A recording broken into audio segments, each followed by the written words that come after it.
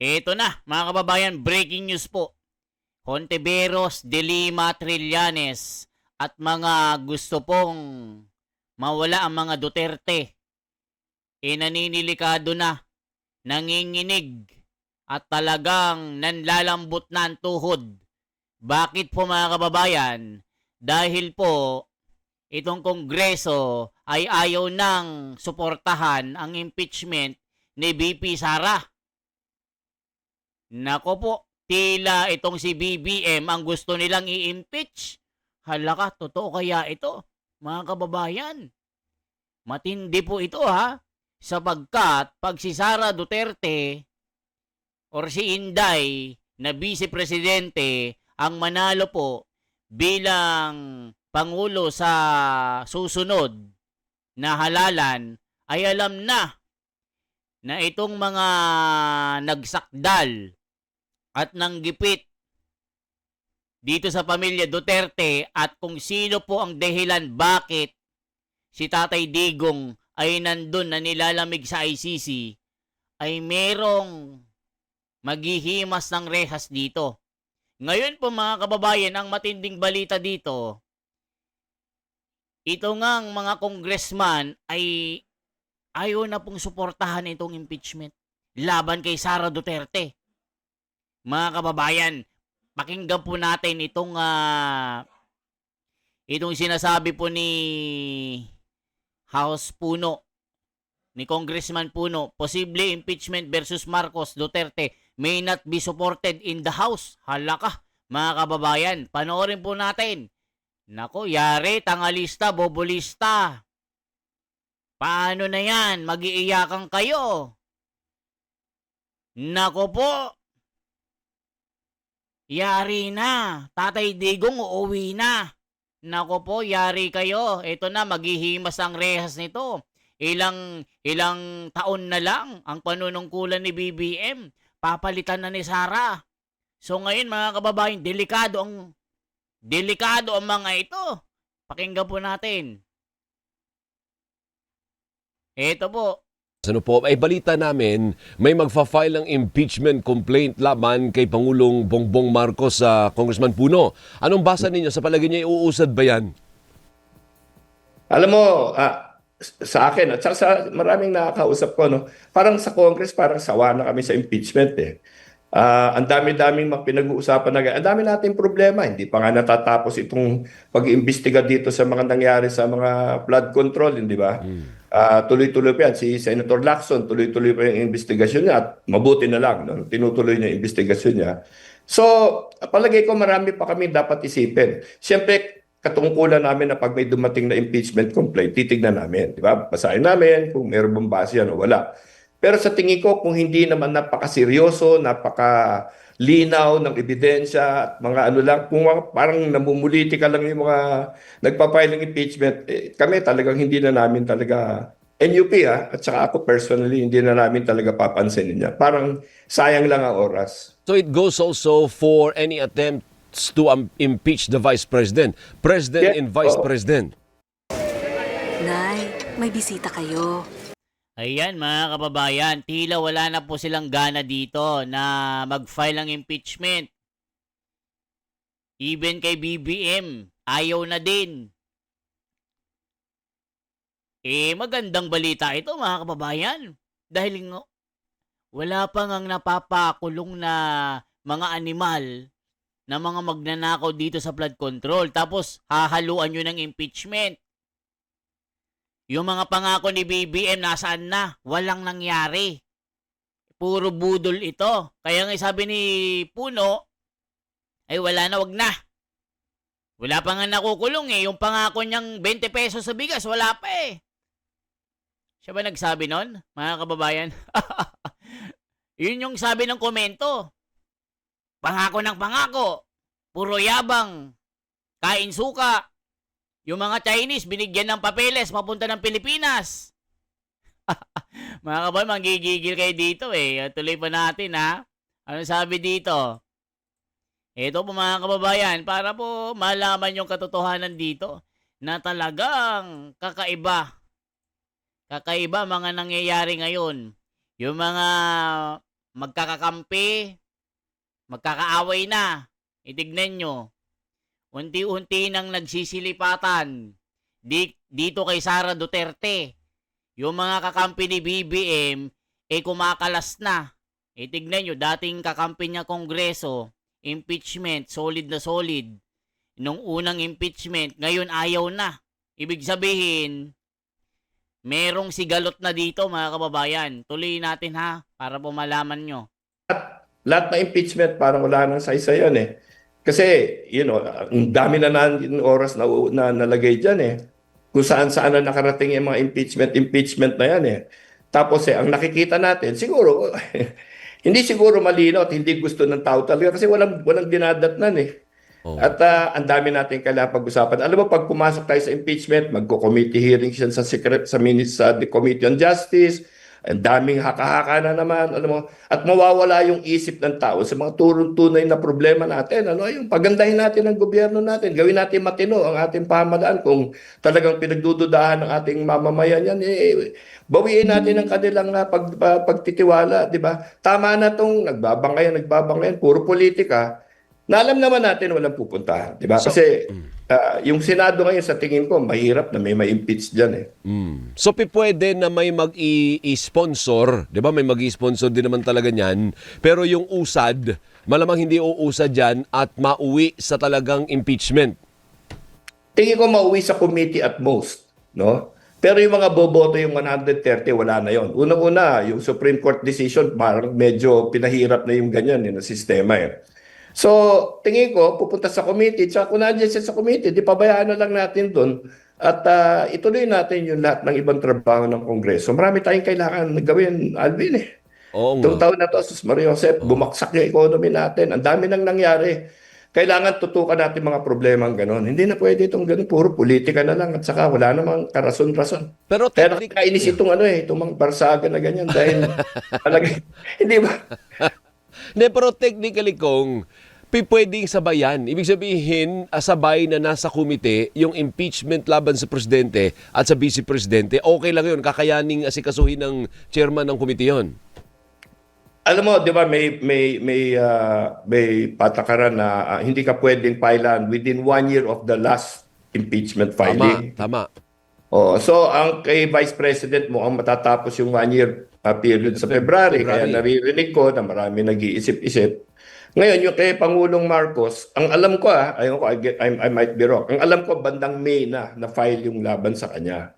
So wala pang 1 year, Mayo pa yon. So baka hindi magkasabay. Ayun, so mauuna yung kay Duterte kung sakasakali man, kung meron man. Pero sabi mo yung National Unity Party, kayong pinakamalaki diyan sa sa Kamara, hindi kayo susuporta diyan. Sa tingin ko hindi. Tingnan natin, depende siyempre sa sa complaint. Pero kung yung walang bago, walang madiin na ebidensya, hindi naman mukhang malinaw, ganun, palagay ko. Hindi. Pero yung 130 na pirmahan, yan, sigurado ko, hindi kami sasali dyan.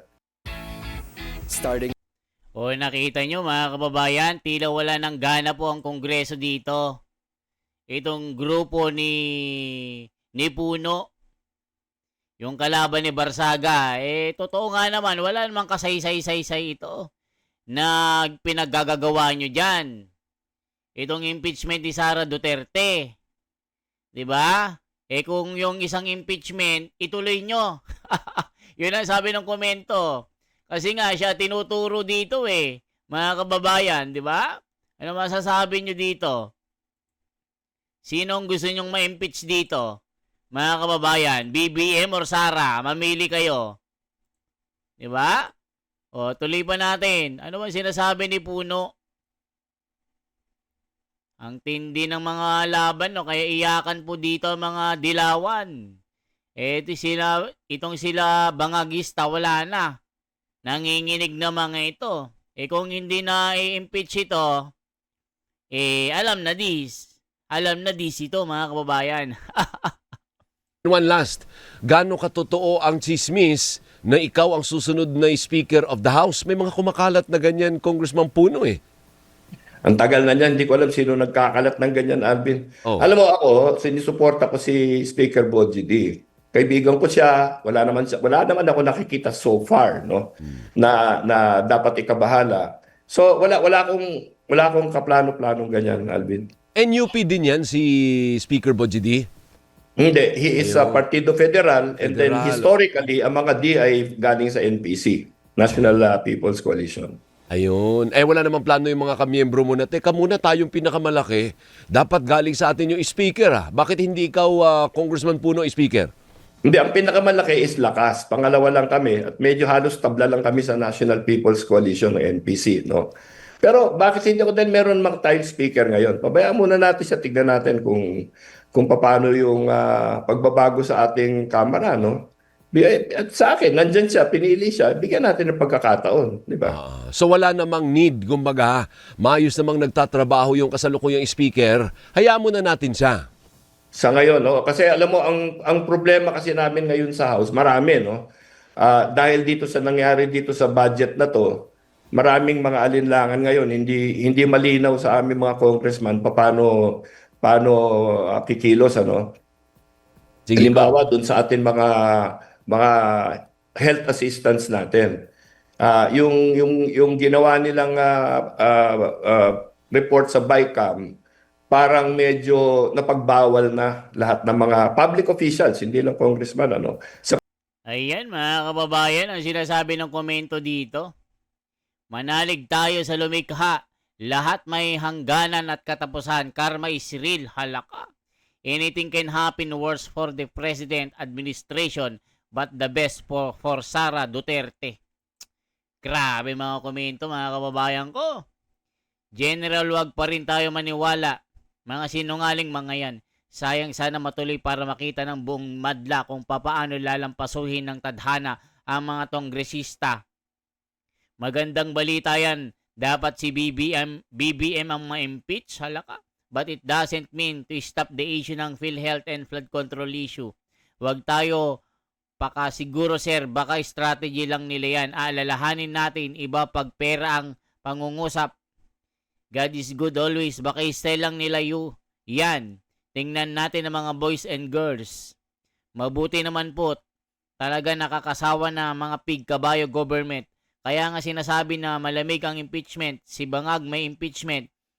Din ihahain ngayong Pebrero. Mas impeachable si Bangag kaysa kay Bangag, halaka. Salamat naman po Kong Puno. Nakagawa po kayo ng kabutihan sa bansa. Di kaya niya sinasabi na malamig na dahil si Bangag ay isusulong din ang impeachment? Halaka. Inaamin na ni Congressman Puno na bagsak ang ekonomiya. Paano ngayon pasinungalingan ng palengkerang tagapagsalita ng mga Bangag? Kaalyado na nila ang nagpapatotoong bagsak ang ekonomiya. Nako po mga kababayan ko. Yan po ang sinasabi ng komento dito. Matindi talaga. Kasi naman, kita nyo po ha, kung puro kayo impeachment, ano ang ikakaso nyo kay Sara Duterte, si Madriaga? Yung pare na nagpupulburon na walang kredibilidad? Same case pa din, tapos ganun pa din, confidential fund pa din yung pag-uusapan nyo? Di ba mga kababayan? Ano masasabi nyo dito? Nako po mga kababayan ko. Talagang may naninilikado. Trillanes, De Lima, Hontiveros, nanginginig na. Pati itong sila Bangagista. Mukhang may mga West Philippines dito Mga kababayan ko, tuloy pa natin. Sa pagtulong dyan sa pag-implement ng mga projects na ganyan. Ngayon, kung alam kung paano ginagawa yung mga yan, alam niyo na maraming trabaho, office work, verification, libo-libo ang involved, no, na ginagawa dyan. Na yun ang ginagawa namin sa Congress. Ngayon, tumutulong ang mga congressman sa mga ahensya natin na gawin ito. Opo. Kung tatanggalin kami dyan, hindi namin alam sino yung gagawa ng trabahong magiging bakante, no? Kawawa naman yung napakaraming mga kababayan natin na umaasa rin dyan kahit papano. Bawa sa amin, every week, dati sa nakaraang 6 na buwan lang, nung ako'y congressman. Every week, siguro, mahigit 2,000 yung natutulungan namin. Dami. At paglista lang yan, pag-verify ng list, padala mo sa DSWD, approve nila, tanggalin nila yung iba, balik sa'yo. Ayan mga kababayan. So kung sakali na si PRRD makauwi. Dahil si Sara Duterte na po ang maging Pangulo ng Pilipinas, alam na. Sana po makita pa natin si PRRD. Good news po ito mga kababayan. Pag si Sara Duterte ay hindi na matuloy ang impeachment tapos manalo pa siya sa susunod na eleksyon itong 2028, kaya mag-iiyakan na lahat, 'di ba? Kaya kung umabot ka dito sa bidyong ito, ay maaaring magkomento anong mare-react nyo dito at kung anong location kayo, mga kababayan. At sana po tuloy-tuloy po kayong sumuporta kay The Wonders Philippines at nagpapasalamat po ako sa ating subscriber po na nakilala po tayo dyan sa Philippine Arena. Ayan po si Lucy Terseño Walat. Nagpa-picture po sa akin kasama yung family. Pinakilala sa akin yung family niya kasi nakita ako dyan sa Ciudad de Victoria. Diba? Kahit nahihiya po ako, syempre, tuwang-tuwa po ako kasi nga may nakakilala po sa atin. The Wonders, ikaw ba yan? Ikaw ba yung vlogger? Ay, opo. Sinong vlogger po? Si The Wonders Philippines. Ay, ako nga po yun. Ayun, kaya na-touch po ako. Kaya sabi ko, sige po, babatiin ko po kayo. Kaya yung mga kababayan natin na nakakakilala po sa akin, kung saan nyo ako makita, pwede kayong magpa-picture sa akin. Kahit nahihiya po ako sa personal kasi mahihiyain po ako mga kababayan. Kaya nagpapasalamat po ako sa inyo dahil tuloy-tuloy po ang inyong suporta.